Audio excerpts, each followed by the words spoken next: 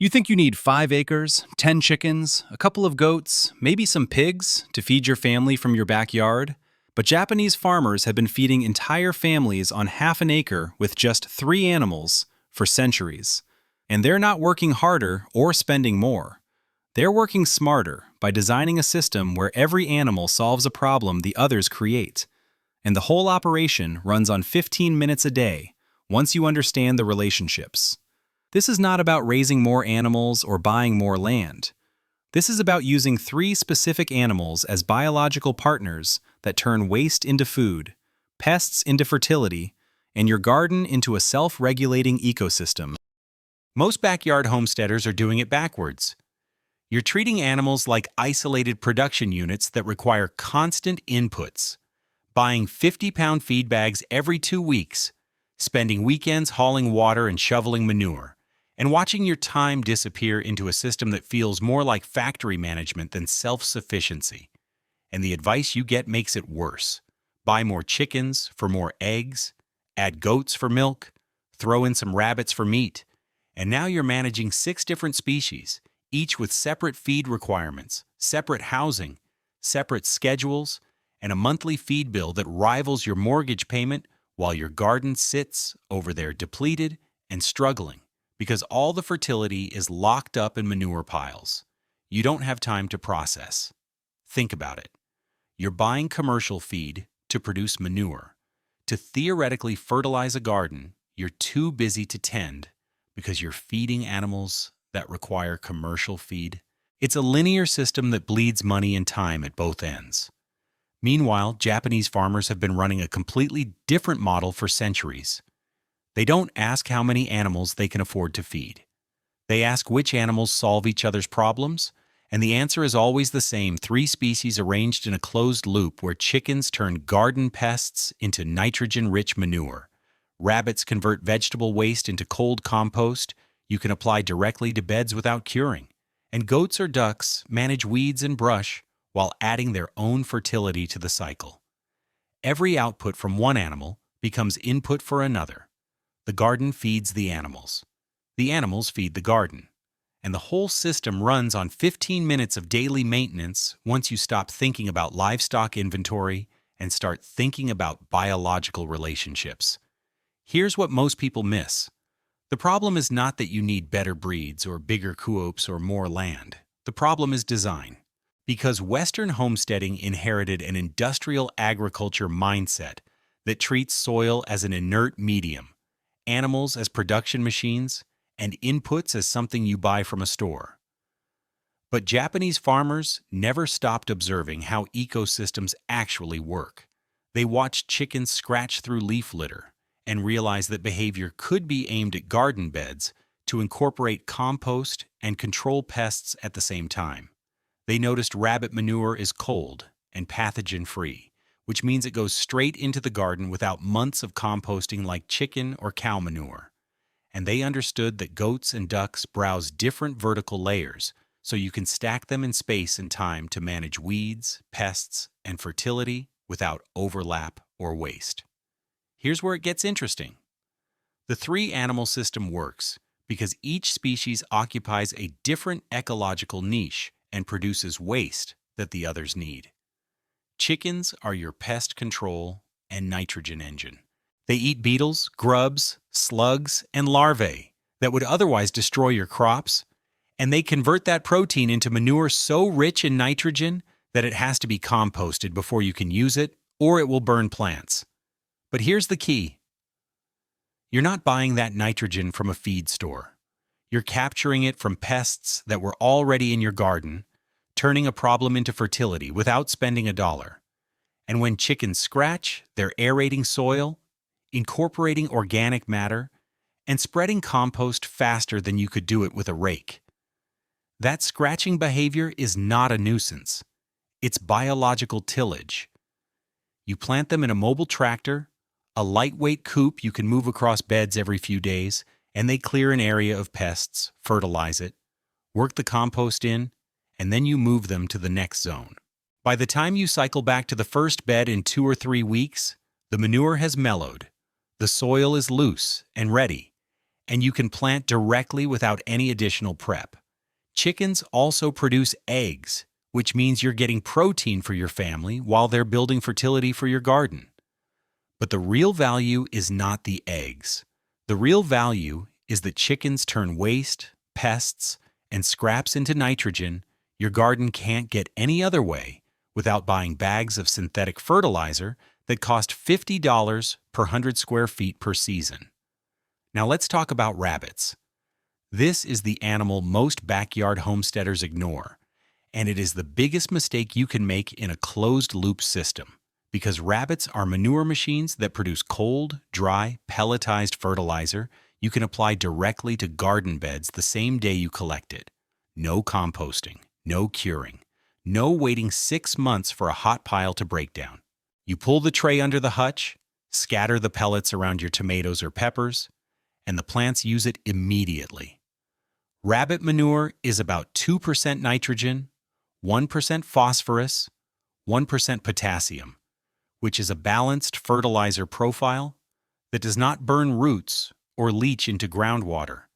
And because rabbits are hindgut fermenters, their manure is pathogen-free and weed seed-free right out of the animal. Compare that to chicken manure, which has to sit in a compost pile for 3 to 6 months to kill pathogens and break down ammonia, or cow manure, which can carry E. coli and weed seeds unless it is composted hot. Rabbits give you instant fertility, but here's where the system loops back on itself. Rabbits eat vegetable waste, garden thinnings, weeds, and excess greens that your chickens won't touch. So you harvest lettuce, pull the outer leaves, feed them to the rabbits, and those leaves turn into fertilizer by tomorrow morning. The garden produces food for you and food for the rabbits. The rabbits turn that waste into fertilizer for the garden, and the cycle repeats without you buying a single bag of rabbit pellets after the first year because the system feeds it. The third animal is either goats or ducks, depending on your space and climate. And this is where the system becomes self-regulating because both species manage weeds and pests that would otherwise require your labor while adding fertility the garden needs. Goats are browsers, not grazers, which means they prefer woody plants, brush, and broadleaf weeds over grass. And that preference makes them perfect for perimeter management and overgrown areas that chickens and rabbits won't touch. You run them on a rotation through zones that need clearing. They eat blackberries, poison ivy, thistle, and saplings down to the ground, and their manure drops directly onto the soil while they work. No collection, no hauling, no spreading. The goats do it for you. And because they browse vertically, they're not competing with your chickens for the same food sources. Chickens work the ground layer, rabbits process kitchen waste in stationary hutches, and goats clear the mid-story and edges. You're stacking animals in 3 dimensions across the same half-acre, and each one is contributing fertility and labor without overlap. Goats also produce milk if you want dairy independence, but even if you don't milk them, they're worth keeping because they turn problems into fertility faster than any tool you can buy.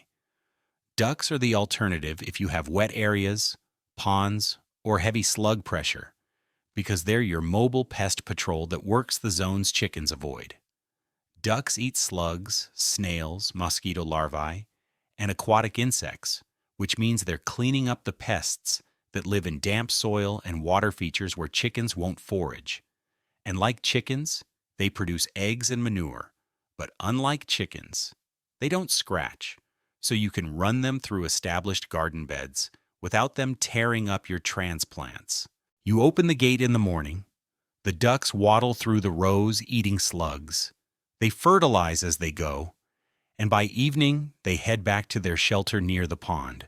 No supervision, no damage, just biological pest control that pays for itself in saved crops. Here's where the waste loops close and the system starts running itself. Chicken manure is hot and nitrogen rich, so it goes into your compost pile where it heats up and breaks down over 3 to 6 months. While that pile is cooking, you're feeding vegetable scraps and garden waste to the rabbits, and the rabbit manure is falling through the hutch floor into trays you pull every few days. That cold rabbit manure goes directly onto your garden beds or into the chicken run, where the chickens scratch it into the bedding and mix it with their own droppings. When you clean the chicken coop, all the mixed bedding goes onto the compost pile, where it combines with the hot chicken manure and forms a balanced, fast composting mix. And after 2 months, you've got finished compost that you spread on the garden, which grows more vegetables, which produce more waste, which feeds the rabbits, and the cycle loops back to the beginning. Meanwhile, the goats or ducks are browsing and foraging outside the main garden, dropping manure on paths and perimeter zones. And that fertility migrates into the beds through rain, earthworm activity, and root expansion. You're not managing 6 separate waste streams. You're managing one integrated fertility cycle that feeds itself. The garden produces food for you, excess greens for the rabbits, and pest habitat for the chickens. The rabbits produce cold manure for immediate application and process waste the chickens won't eat. The chickens produce hot manure for compost, control pests, and aerate soil through scratching. The goats or ducks clear weeds and pests in zones the other animals don't cover, and their manure adds to the total fertility load without you lifting a shovel. Every output becomes someone else's input, and because you're rotating the chickens through mobile tractors and cycling the animals across different zones, you're never overloading any one area with manure or depleting any one area of fertility. The system self-regulates. Here's what this looks like in practice. You start the morning by opening the chicken tractor and moving it 10 feet to a new section of bed. 2 minutes. The chickens step out, start scratching, eating beetles and slugs, working yesterday's compost into the soil. Then you walk to the rabbit hutches, pull the manure trays, and scatter the pellets around your tomato plants, or directly onto the bed the chickens just vacated. 3 minutes. You toss vegetable scraps from breakfast into the rabbit feeders. 1 minute. You check water levels for all 3 species. 2 minutes. Then you open the goat pen or duck run and let them into their designated browse zone for the day. 30 seconds. Total time, 8.5 minutes. By evening, you reverse the process. Close the chicken tractor, collect eggs, close the goat or duck run, check waters. Another 6 minutes. That's 15 minutes of daily labor to run a system that's feeding your family, building your soil, controlling your pests, and eliminating your need for commercial fertilizer, pesticides, or imported compost. Compare that to a conventional backyard homestead where you're feeding each species separately, cleaning each housing unit on different schedules, buying 5 types of feed, managing manure piles that sit for months, and spending 2 hours a day just keeping up with chores. The difference is not effort. The difference is design. And here's what happens over time. After 1 year of running this system, your soil fertility doubles because you're adding compost, rabbit manure, and chicken manure every single week, instead of once a season from a bag. The garden produces more food, which means more excess greens for the rabbits, which means more manure for the garden, and the cycle amplifies. After 2 years, your feed costs drop 60% because the animals are eating pests, weeds, and garden waste instead of relying on commercial pellets. You're still buying some grain as a supplement, maybe 50 pounds every 2 months, but that's it. After 3 years, the system runs on 15 minutes a day because the animals know their routines, the garden is established, and the fertility cycle is locked in. You're not troubleshooting problems, you're harvesting. But here's the reality. You can start this system on a 1/4 acre, in a suburban backyard, even in containers on a balcony, if you adapt the species and scale down the numbers. A 1/4 acre suburban lot can run 6 chickens in a mobile tractor, 3 rabbits in stacked hutches against the garage, and a small garden bed rotation that feeds both you and the animals. You're not running goats because of space limits and HOA rules, but you can substitute ducks if you have a small pond feature or a kiddie pool setup, and they'll give you the same pest control and fertility contribution without needing browse space. If you're in an urban environment with serious space constraints, you switch to quail instead of chickens, because quail produce eggs in stacked cages that take up 2 square feet of floor space. And you run worm bins instead of rabbits, because worms process kitchen scraps into castings you can apply directly to container gardens without any curing time. The principles don't change. You're still designing relationships where waste from one species becomes food or fertility for another. You're just adapting the species list to fit the space you have. And if you're dealing with HOA restrictions that ban livestock, you get creative. Silky chickens and Polish chickens are ornamental breeds that look like pets, and most HOAs allow them under exotic pet clauses. Rabbits are legal everywhere as long as you call them pets and keep them in clean hutches that don't smell. Ducks can be registered as domestic waterfowl for ornamental ponds. The system works because the biology works, and the biology doesn't care whether you're calling your chickens pets or livestock. Here's how you start. Year 1, you install chickens and get the garden waste loop running. You buy 6 pullets, build, or buy a mobile tractor, and start rotating them across your beds in spring after you've planted. The chickens clear pests, you collect eggs, and you start composting their manure with leaves or straw. By fall, you've got finished compost, and your first-year garden is noticeably healthier because you've been adding pest control and nitrogen all season without chemicals. Year 2, you add rabbits. You build or buy 3 hutches, get a breeding trio, and start feeding them garden waste and weeds. Within 2 months, you're pulling manure trays twice a week and scattering rabbit pellets directly onto beds.